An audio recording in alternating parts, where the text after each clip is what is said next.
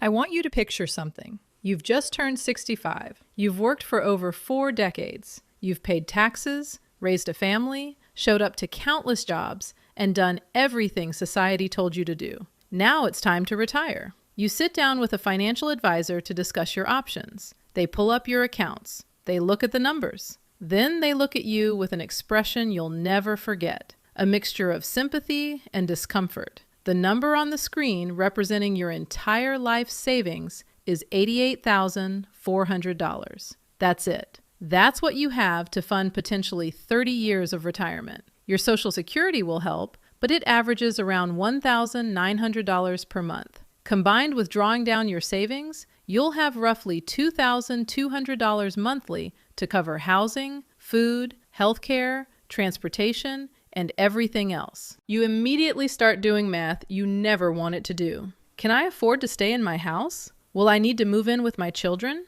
What happens when the savings run out? This isn't a hypothetical scenario. This is the median reality for American retirees right now. Half of all people approaching retirement have less than $88,400 saved. Many have nothing at all. Today I'm going to show you exactly what the average person retires with, why the numbers are far worse than most people realize, and the specific factors that separate the people who retire comfortably from the people who retire into financial anxiety. Some of what I'm about to share will be uncomfortable, but understanding reality is the first step toward changing it. Let me start with the data that financial institutions don't put in their advertisements. The Federal Reserve conducts a survey of consumer finances every 3 years, providing the most comprehensive look at American household wealth. The most recent data reveals a retirement crisis hiding in plain sight. For households where the head is between 55 and 64, the median retirement savings is approximately $134,000. That means half of all households in their final working decade have less than $134,000 saved. Many have dramatically less. For households where the head is 65 to 74 and already in retirement, the median drops to around $88,400. This decline happens because people spend down their savings in early retirement, while Social Security and pensions take over as primary income sources. These median numbers obscure an even harsher reality. The mean, or average, retirement savings is much higher because a small number of wealthy households pull the number up dramatically. When the mean is $400,000, but the median is $88,000, that tells you most people have very little, while a few people have enormous amounts. The bottom 50% of households aged 55 to 64 have virtually no retirement savings at all. Not low savings, effectively zero. They'll rely entirely on Social Security, family support, or continued work through what were supposed to be their retirement years.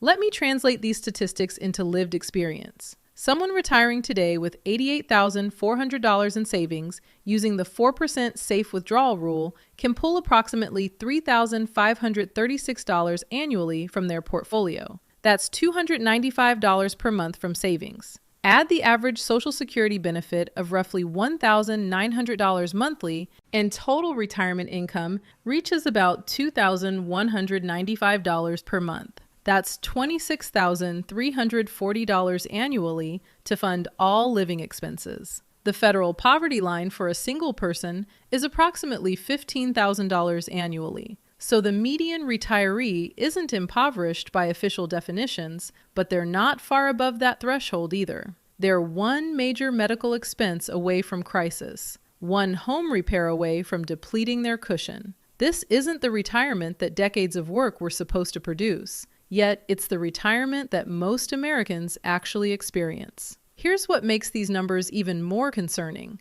They represent the current generation of retirees, many of whom had advantages that younger generations don't. Many current retirees spent their careers during an era of defined benefit pensions. Their employers guaranteed retirement income for life. Many bought homes when housing was affordable relative to income. They had stable employment with the same company for decades and faced less student debt burden starting their careers. Each of these advantages is diminishing or disappearing for younger generations. Pensions have been replaced by 401k plans that shift all risk to employees. Housing costs have risen dramatically faster than wages. Job stability has decreased while healthcare costs have exploded. The generation currently retiring with $88,400 median savings had significant tailwinds. The generation coming behind them faces headwinds instead. Without major behavioral changes, the retirement crisis will worsen, not improve. Let me break down exactly where the money goes wrong for most people, because understanding the failure points reveals the intervention points. The first failure point is simply never starting.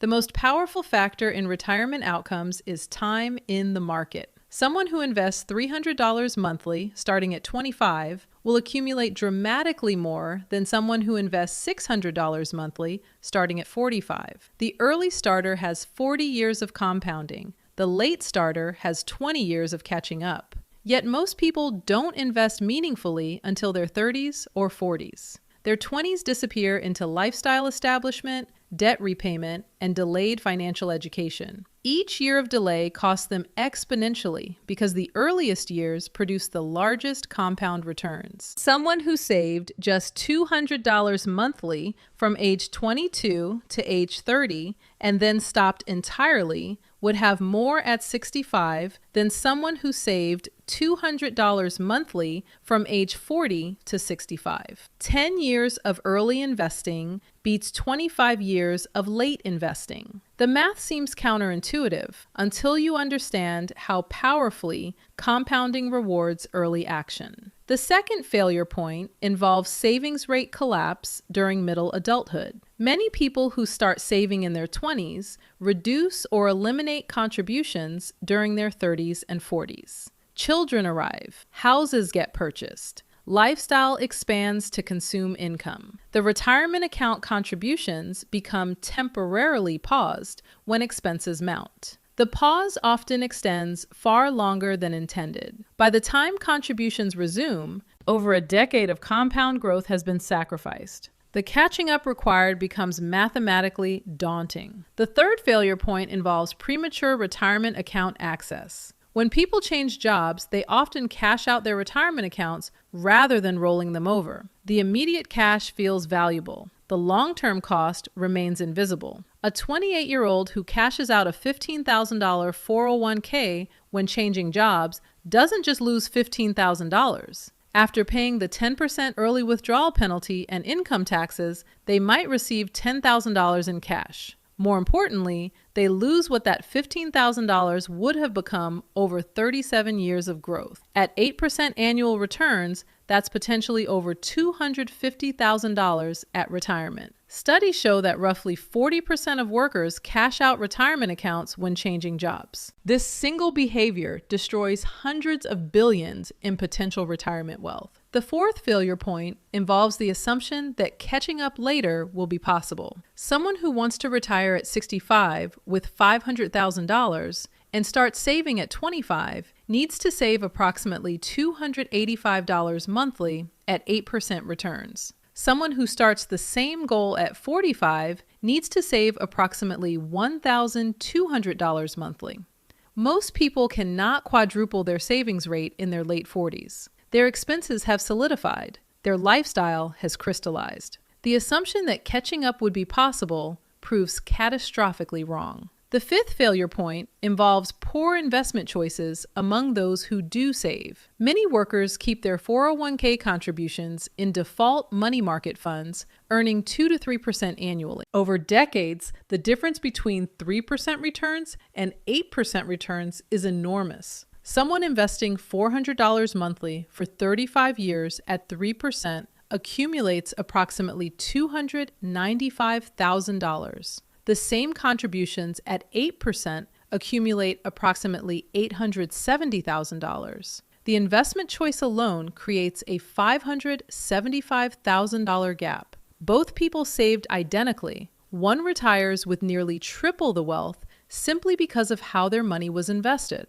Let me show you what separates the people who retire comfortably from the people who retire with $88,400. The first differentiator is early automation. People who retire comfortably set up automatic contributions before they developed expensive lifestyles. The money moved from paycheck to retirement account before they ever saw it. They built their spending habits around what remained, rather than trying to save what remained after spending. People who retire with $88,400 typically relied on manual saving. They intended to transfer money when they could afford it. Somehow, they could never afford it. The intention never converted to action because consistency required repeated decisions that rarely got made. The second differentiator is contribution rate. Comfortable retirees consistently saved 15 to 20% of income throughout their careers. Those retiring with $88,400 typically saved 5% or less.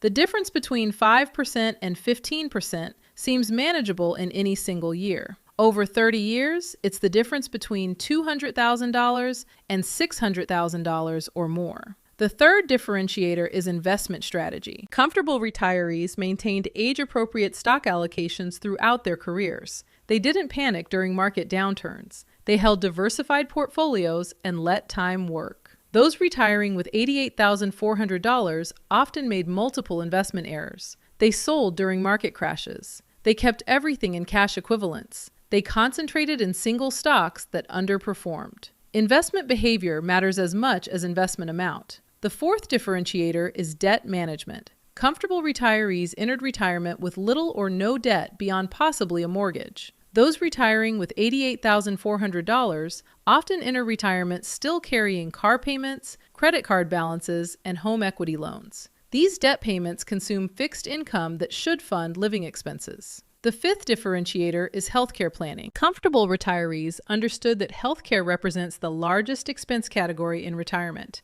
They funded health savings accounts during working years. They researched Medicare options thoroughly. A couple retiring today should expect to spend approximately $315,000 on healthcare throughout retirement. For someone with $88,400 in total savings, healthcare alone could consume the entire balance within a decade. Let me walk through what life actually looks like for someone retiring with typical savings. Margaret retired at 66 with $92,000 in savings and her Social Security benefit of $1,847 monthly. Her husband had passed away several years earlier, leaving her as a single retiree. Her monthly budget breaks down like this. Social Security provides $1,847. She withdraws approximately $300 from savings. Total monthly income is $2,147. Her monthly expenses include $875 for a small apartment, $285 for Medicare premiums plus supplemental coverage,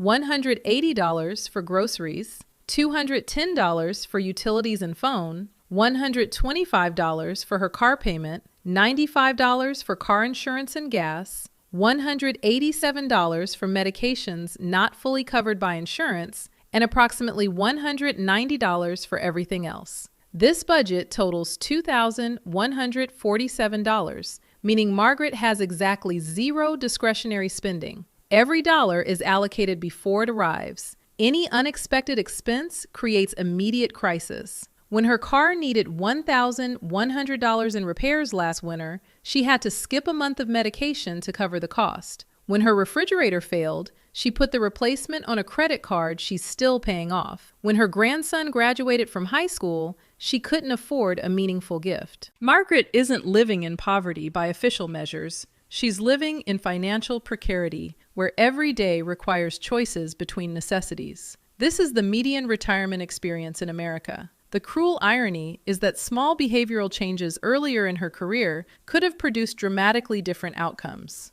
An additional $200 monthly in savings from age 30 to 65 would have given her $350,000 instead of $92,000. That additional $258,000 would have more than doubled her monthly income. But Margaret didn't know. Nobody explained the math to her in terms she could act on. The future felt distant. The present felt pressing. The savings never happened. The gap between median and comfortable retirement doesn't require high income. It requires specific behaviors maintained consistently over time. Consider two workers who both earn $55,000 annually throughout their careers. One saves 5% in their 401k with a 3% employer match. One saves 15% with the same match. After 35 years at 8% returns, The 5% saver has approximately $470,000. The 15% saver has approximately $1,080,000. Same income, same employer match, different behavior, producing $610,000 in different outcomes. The 15% saver's additional 10% of income equals approximately $460 monthly or $15 daily. The daily cost of a comfortable versus precarious retirement is roughly the price of a modest lunch. This daily framing reveals something important. The gap between retirement outcomes isn't created by large sacrifices. It's created by small daily choices compounded over decades. The person who packs lunch instead of buying it and invests the difference is making a retirement decision. They just don't see it that way in the moment. If you're watching this and recognizing yourself in the trajectory toward $88,400, the math works in reverse too.